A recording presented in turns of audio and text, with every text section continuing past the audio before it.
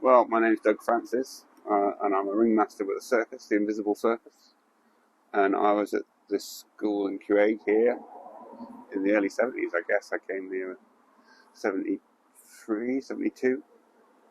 So, just tell us a bit about why we're here, because I heard that you're looking for a time capsule. Yeah. And that was as far as I was told, so just tell us about that, really, because it's a bit... Yeah, well, I've been back on the island a lot more recently, and I recall that we buried a time capsule there when I was like 7 or 8 or something. Mm-hmm. I think I actually got in touch with them a few years ago the first time, and was like, do you remember the time capsule? And they were like, no. No one remembers the time capsule. There's no time capsule here. And then I think I was copied in with a few of the ex-pupils who were like, yeah, we did bury a time capsule. So somewhere over in the grounds, it was like I think there's a garden area there and a playground now, but it was just like a bit of kind of rough ground at the end there next to the playing field. And we buried it in there with like, we'd all written messages to us, like how old will you be in 2000, and we'll dig it up in 2000. So I was just sort of interested in what, they say about what message would you write to your former self. I was wondering what my former self had written to me. So is that where the interest came from, really? Just wanting to see what it was that you'd put in it, or? Yeah, well, it's a strange old thing, isn't it? Stories. I'm a storyteller really at heart, and I was interested in that as a story, just what all these kids from that time would have written about the future and what they wanted and all that kind of stuff. Do you think you would have put yourself down as a ringmaster? Or? I mean, I'd like to think so, yeah, but it's probably like an astronaut or a motorbike racer, wouldn't it? Let's face it. So how has the search gone? What have you been doing to try and find it? Well, I got in touch with the school and they were like, yeah, you can come and have a look.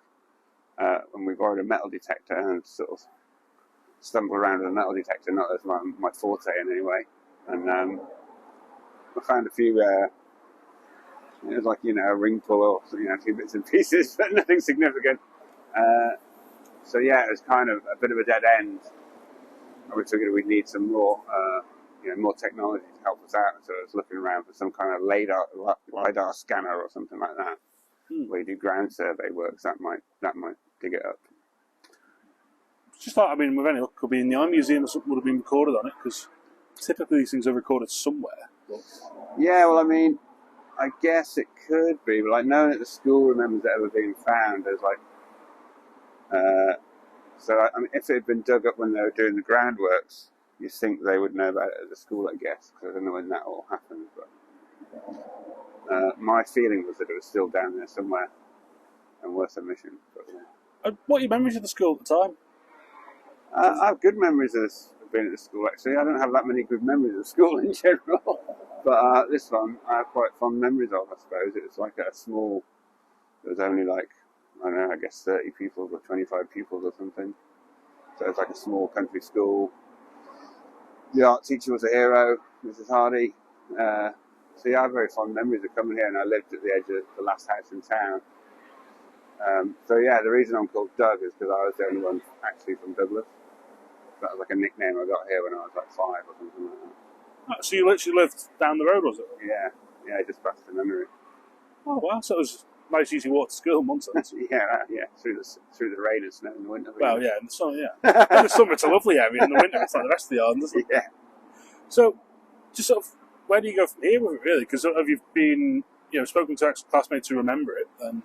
Yeah, there's definitely a few people who remember it. Like, the only sort of could get someone who's a bit more proficient with metal detectoring than I am, maybe, or try and find some ground survey company or something like that. If there's any such thing here, we could do a bit of a scan of that area. I kind of remember quite vividly where it is, and it's been dug away. So there's a playground, and then it goes up a bit, and then there's a garden. So it's like what they've dug out from the bottom, they've stacked up top and flattened out a bit. So, but in between those two areas is where I remember it being. So there's a good chance it's still there. And I can't imagine it was buried that deep because we were just a bunch of kids.